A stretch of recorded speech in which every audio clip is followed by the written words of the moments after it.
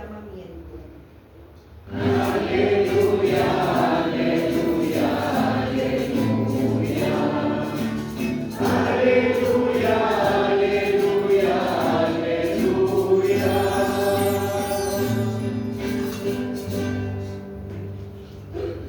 El Señor esté con ustedes. Proclamación del Santo Evangelio según San Marcos. Gloria a ti, Señor.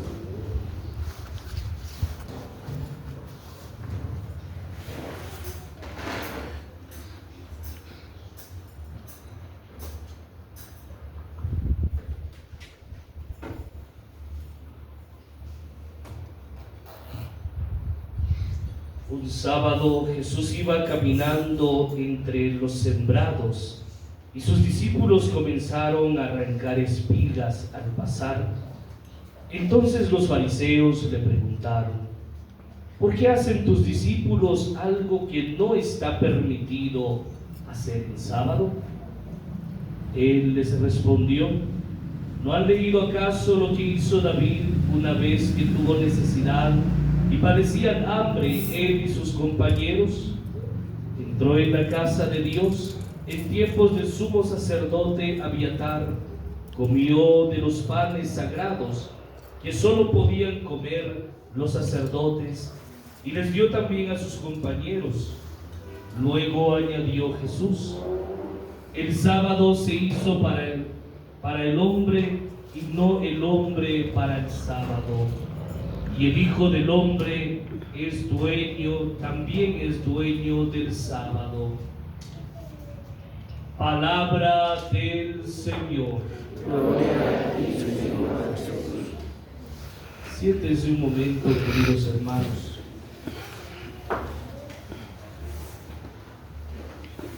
Hemos escuchado en la primera lectura cómo Dios elige a David. Recordemos que el pueblo empezó a pedir a Samuel que les diera un rey para que los gobierne, porque querían ser como los demás pueblos. De modo que pues habían primero elegido al rey Saúl, luego este rey se alejó de la voluntad de Dios y luego pues ya Dios le dice a Samuel que vaya y unja como rey a uno de los hijos de Jesé. Y es interesante ver cómo Dios elige a las personas para una misión específica.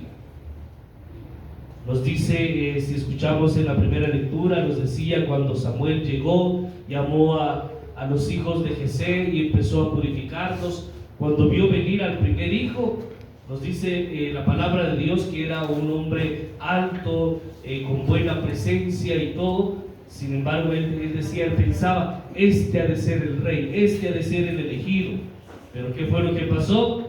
Dios le dijo: no es él, ya lo he descartado, no te dejes llevar por la apariencia. Y entonces, finalmente, Samuel le pregunta a Jesé si eran todos o hacía falta alguien. Y dice Jesé que le faltaba el último, que estaba pastoreando en los campos. Lo manda a llamar y cuando ve llegar al muchacho, era un muchacho seguramente no tan alto como sus hermanos, joven, pero pues el Señor dice se fijó en él. A veces lo que Dios ve, queridos hermanos, no es el exterior de la persona, algo que nosotros sí caemos en eso, ¿verdad? Nosotros fácilmente podemos juzgar a una persona desde lo que se ve. Este es mero serio, este es enojado, este es bravo, hay que tener cuidado con esta persona porque de repente se ve muy enojado. De repente es solo serio, ¿verdad? Pero ya agarrando confianza uno se da cuenta que la persona más seria puede ser la persona más divertida, más alegre. Entonces, pues no debemos dejarnos llevar por eso. ¿Qué fue lo que pasó con Samuel? Se dejó llevar por la apariencia del hijo primero. Sin embargo, Dios había elegido al último, al que no figuraba nada, al que no parecía nada, al que no tenía el porte del primer hijo, pero Dios vio. ¿Qué fue lo que vio Dios? Su físico, su exterior, su corazón. Y dice Dios a Samuel: Dios no juzga como el hombre. El hombre se deja llevar por lo exterior, por lo aparente, mas Dios ve el corazón de la persona. De modo que esto nos invita a nosotros, queridos hermanos, como buenos cristianos, a tener la capacidad de no juzgar a los hermanos, a nadie. Y esto es algo que a veces inconscientemente caemos, ¿verdad? Caemos en el pecado de hacer prejuicios de otras personas, de emitir juicios que son quizá contrarios a la persona. Juzgamos y decimos sin conocer a la persona. Caemos en ese pecado, como les decía. A veces una persona que tal vez fue elegida para un puesto, para un cargo, que es lo primero que a veces decimos: hombre, si este no se ve que tenga la capacidad, pues se ve que... Y empezamos a decir un montón de cosas sin antes conocer la persona desde su ser más profundo. Y el Señor se fija especialmente en eso, en lo que hay en el corazón de cada uno de nosotros. Yo los veo a todos, los veo sonrientes, felices, alegres, pero no sé qué hay dentro de su corazón, ¿verdad? Quizá alguien puede estar pasando por problemas, por luchas, por dificultades, o alguien quizá viene un poco enojado, lo hicieron enojar en la casa y aquí todavía hay un poco de enojo. No sabemos, no sé, nadie sabe qué hay en el corazón de cada uno de nosotros. Sin embargo, Dios sí lo sabe, Dios sí conoce. ¿Por qué Dios conoce lo que hay dentro de nosotros? Porque Él nos hizo, Él nos creó, somos obra de Dios. Y como obra de Dios, el Señor sabe el interior, las intenciones de cada uno de nosotros. Por eso, hoy, en esta Eucaristía, nosotros debemos tener y pedirle al Señor que nos dé la capacidad de comprendernos los unos a los otros, de no juzgarnos antes de tiempo, sino que, como Dios, esperar y ver la acción de la persona, y pues sea como sea, no debemos juzgarnos bajo ninguna circunstancia, porque eso no es tarea de nosotros. ¿Quién es el único que puede juzgarnos?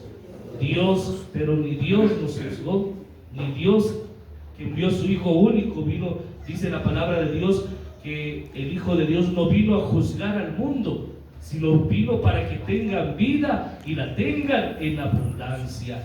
Así que si ni Dios juzgó al hombre, ¿cómo nosotros vamos a juzgar a los demás?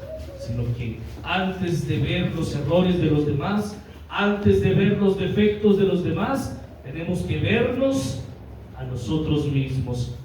Hay una frase de un pensador muy antiguo que decía: conócete a ti mismo. A veces es lo que más cuesta hacer. ¿Ustedes se conocen a sí mismos? ¿Seguros? Sí, a mí me gusta el color rosado. Eso es un conocimiento superficial, pero se conoce de verdad, conoce su ser, conoce lo que hay dentro de usted mismo. A veces no, a veces sí. Ojalá que sí. Ciertamente nosotros en nuestro interior somos todo un mundo. Como dice aquí la frase, ¿verdad? Cada cabeza es un mundo. Dicen que hay más neuronas en el cerebro que estrellas en el cielo. Imagínense. ¿Qué no habrá en nuestra mente? ¿Qué no habrá dentro de nosotros? Y hay muchas cosas que dentro de nosotros no conocemos todavía. Seguramente lo descubrimos. Yo no sabía que era bueno para esto, ¿verdad? Y sí, qué bueno, ¿verdad? Ya conozco esta parte de mí. Conocemos nuestros defectos.